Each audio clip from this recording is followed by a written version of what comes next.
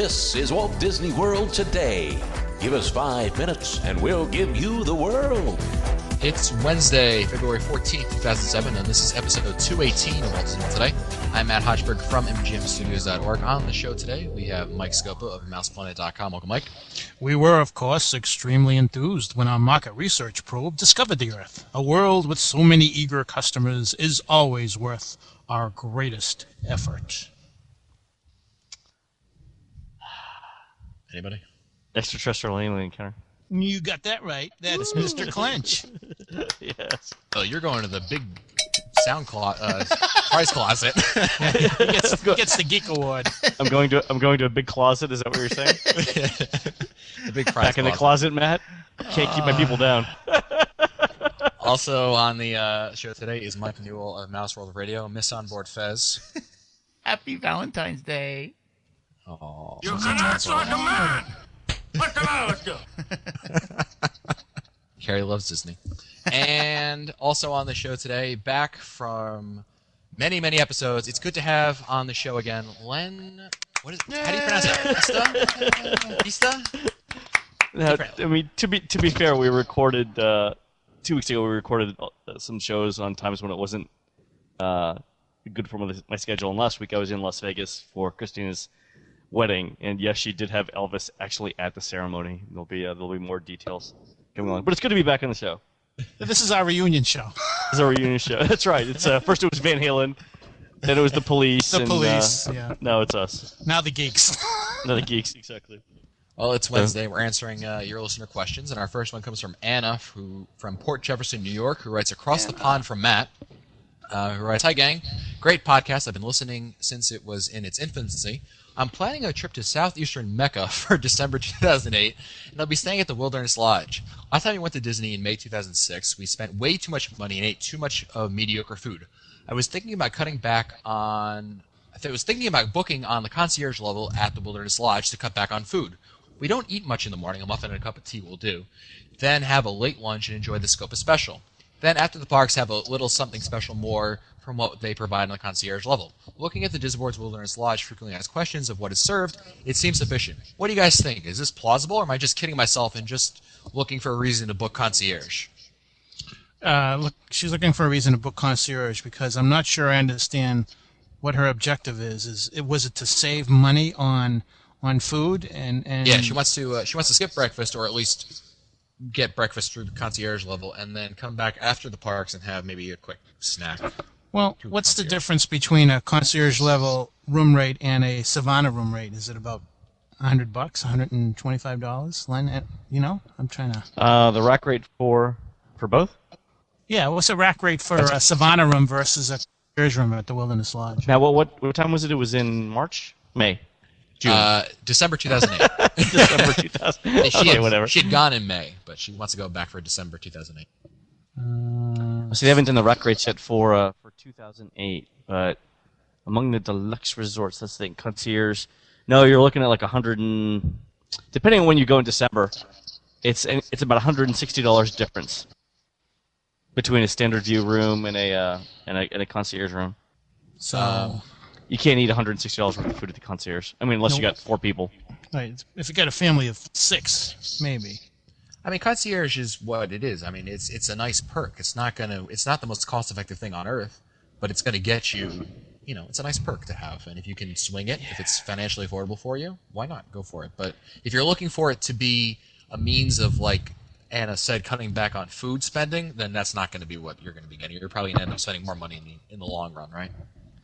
Yeah, I mean, $160 a night is a lot of food. I don't know that you can. I don't know that you can really justify that. The only difference, No, I can't think of anything.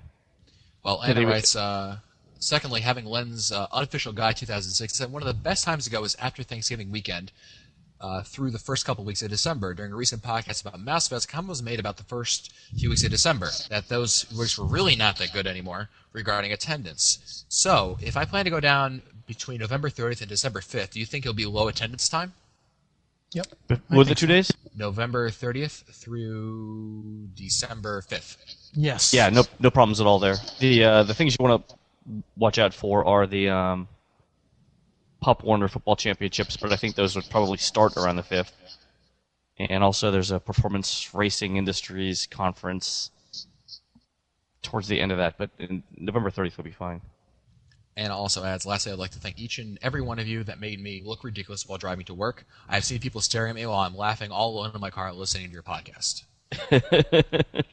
Awesome. Next email is from Jim Felty of Harrisburg, Pennsylvania, who writes, Mike, and Len. Love the show and can't wait to download new episodes every week. You guys make me the expert in our house, though my wife hates it when I say, but Len says. But Len says. Awesome. My fiance hates it also. My wife hates it too. Same here. My wife loves it, Len. Thank you. Anyway, Newell, we got to keep the good rating over here. Anyway, it is now January 23rd, 2007. I just made reservations for our December 16th to the 22nd, 2007 stay at Saratoga Springs. I figure by sending in my questions now, you might answer them before the week we go. Ouch. Very funny. We answer Truthful, all our but questions. it hurts. We answer all our questions in a timely manner. First, I need help convincing my family it's a good idea to have a car at Walt Disney World. I want to take one so we can go where we want when we want. Everyone thinks that that's not a good enough reason, so they want to fly. I've even said I will drive alone and meet them there. I need some ammo for having our own vehicle. Well, first of all, your transportation time to the parks is much lower if you drive yourself versus using Disney transportation for every park except the Magic Kingdom. And so you're really saving probably 45 minutes to an hour a day in transportation time. That's got to be worth something. Yeah, I mean, rental car is going to be.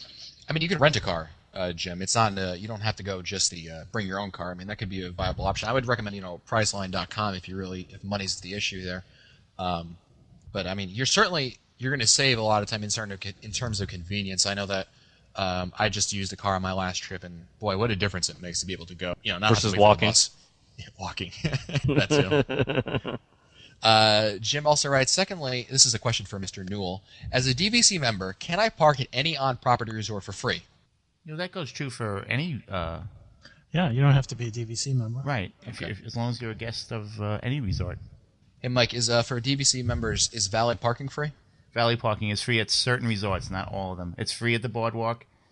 It's not free at the Dolphin and the Swan. No parking is free. Yeah, over no. there. Day parking's $8, right? We found that out at Mousefest. Jim writes, well, that's it. If you answered this before we go, thanks. If not, I will secretly curse you while I have to ride the bus and I am late to everything. We love our listeners. That's awesome.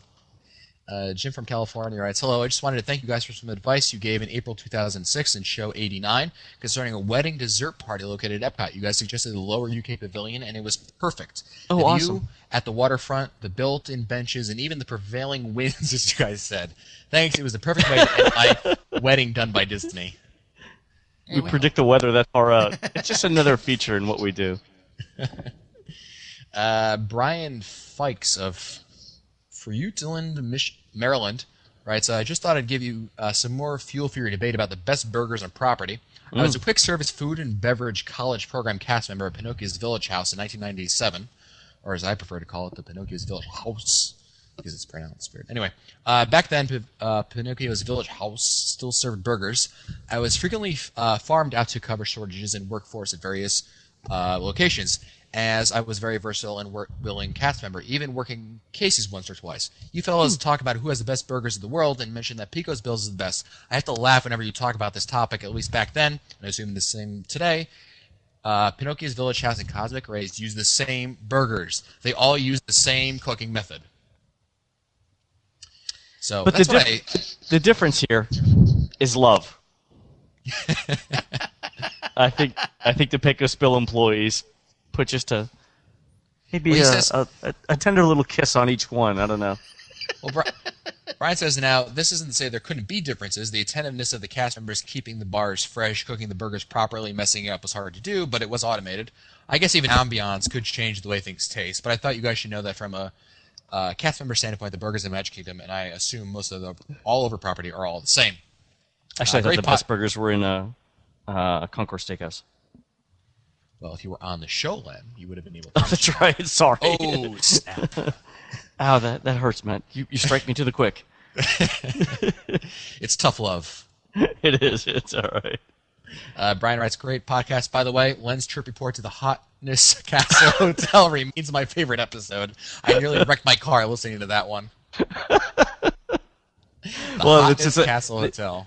They should have a lot of fun because in March for the research trip, I'm going to stay at 4 different hotels, one hotel a night. And I think the most expensive one I booked was like $69 a night. I think I'm doing a Motel 6 tour of Orlando.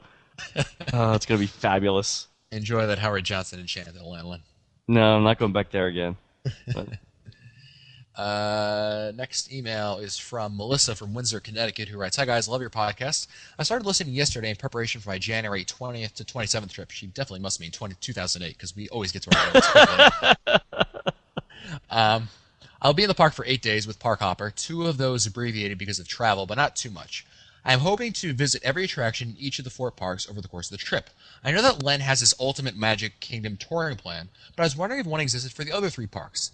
I don't think I'll be setting any type of record time, but short of following the park from one end to the other, I'm not sure of the best way to accomplish this task. I'm also planning 2 tours, Keys of the Kingdom and 2-hour Segway tour at Epcot.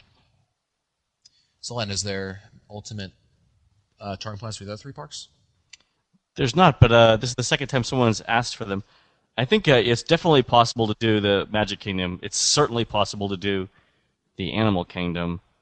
My guess is the studios is going to come down to the show schedule, and I don't think it's possible in Epcot. Although I could be wrong, I didn't think it was possible for the Magic Kingdom either. Yeah, if our listener really meant 2008, yeah, I'd be happy to do the plans. I suspect, however, that she's already back. Shh. No one has to know what.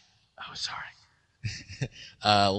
Melissa also writes, my 2007 unofficial guide is in the mail right now, due to be delivered tomorrow or the next day Right now I'm working off the 2004 edition. Oh, the 2007 will be fabulous. It's completely different then. Oh, as opposed to that 2006 guide. That was crap. Well, hopefully then her the 2008 will arrive in time for her trip in 2008. Oh, of course, because all our emails are answered way in advance. Next email comes from Gordon, who writes, my wife and I are taking the kids to Disney World for the 3rd time in 3 years. Wow. This is to the point where my 5-year-old asks each night before bed, when are we going to Disney World? We love it. However, we've had a spirited debate over whether we should pay for the Park Hopper option this time around.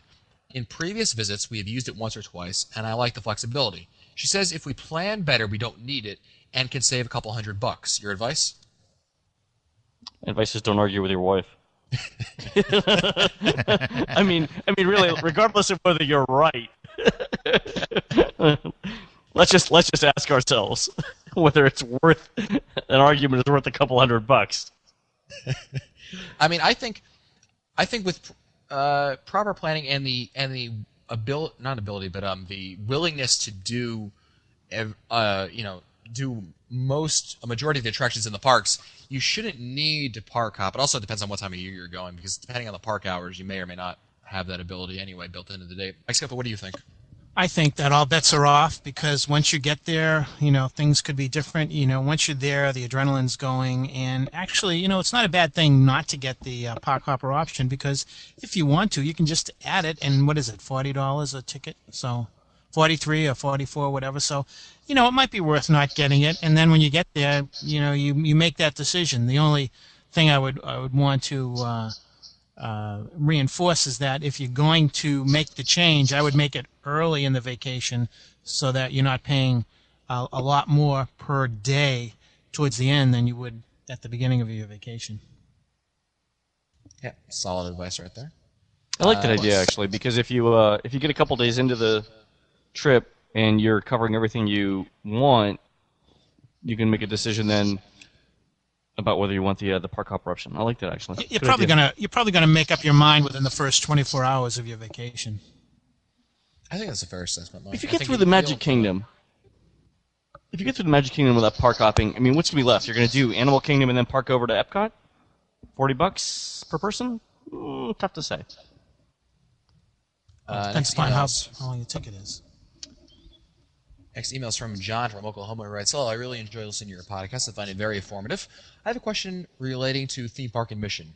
I am planning on purchasing an 8-day pass for each member of the family. With my current plans, I can see us wanting to do 2 parks in a single day once during our entire stay. Since it only adds a few dollars to purchase a 9-day pass instead of an 8-day pass, this option would be a lot cheaper for me instead of adding the park hopper option to the 8-day pass. My question is, will Walt Disney World allow me to use 2 days out of a multi-day pass to attend the 2 parks in 1 day, or do they require the park hopper option to do this? I'm not sure I understand what he's trying to do there. He It's wants the- to... 2 parks in 1 day using an extra day off the Magic Airway.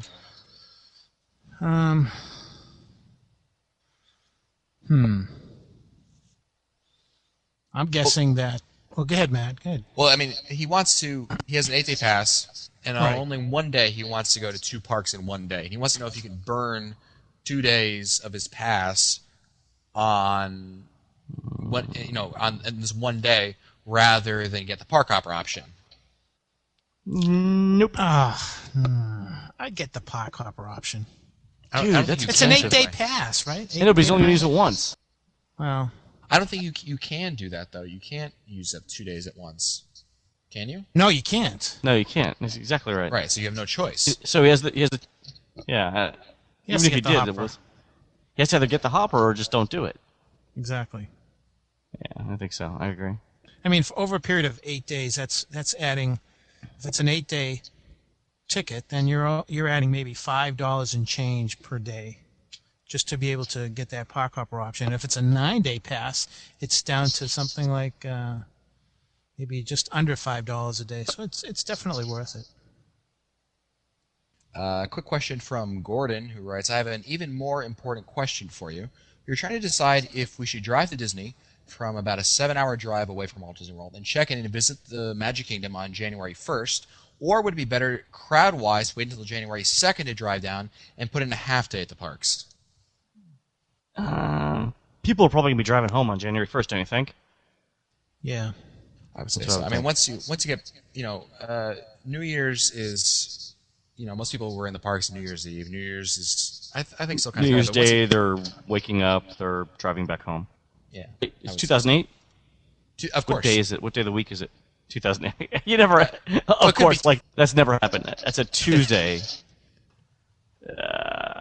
So here's the thing. Here's the tricky thing.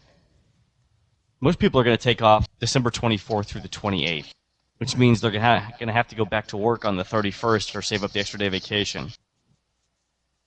Yeah, I mean, I would say, you're starting to see more of a large difference in crowds. Once you get beyond the 2nd, you get to like the 3rd, Yeah. the 4th, and the 5th. I would say, if you're talking about a half day or a full day, I would say, it depends how important. I would personally, How many days is the whole trip, Matt? well, it sounds like he just either wants to come down on the 2nd or the 3rd. Yeah, the Like the half thing is day on the 3rd. The incremental day doesn't add much to Park Pass, even if you want to do the half day. Right. If it was me, I would go down on the 2nd, maximize your amount of time in the parks, and if it's crowded, and use a good touring plan, and you're all set. Quick question from Desiree in South Lake, Texas, who writes, with the new changes to make us more healthy at Disney and the elimination of trans fat, does this mean the end of the Mickey bar? Say it isn't so. The Mickey bar have trans fat? Yeah, no, that's not going anywhere. No, we're just talking sit-down restaurants and quick service locations, I think. Right. Yeah, this is, we're talking about fried stuff and really bad stuff for you, but the Mickey bar, It's good for you. there you go. That and a Dole Whip. It's a dairy product, right? There you go. It's got. This is like the people who say that French fries are in the vegetable family. Exactly. They are starch. There you go. You heard it on the Walt Disney World Today podcast. There you go. Well, Len said. Len said exactly. On the reunion show. Well, Their that's it for us reunion. today. If you want to find older episodes, read our show notes, or send us your comments, visit the Walt Disney World Today website at wdwtoday.com. You can also email us at questions@wdwtoday.com. For Len Cheston, Mike Scopa, Mike Newell, and myself, Matt Hodgeberg, we'll see you on the next show.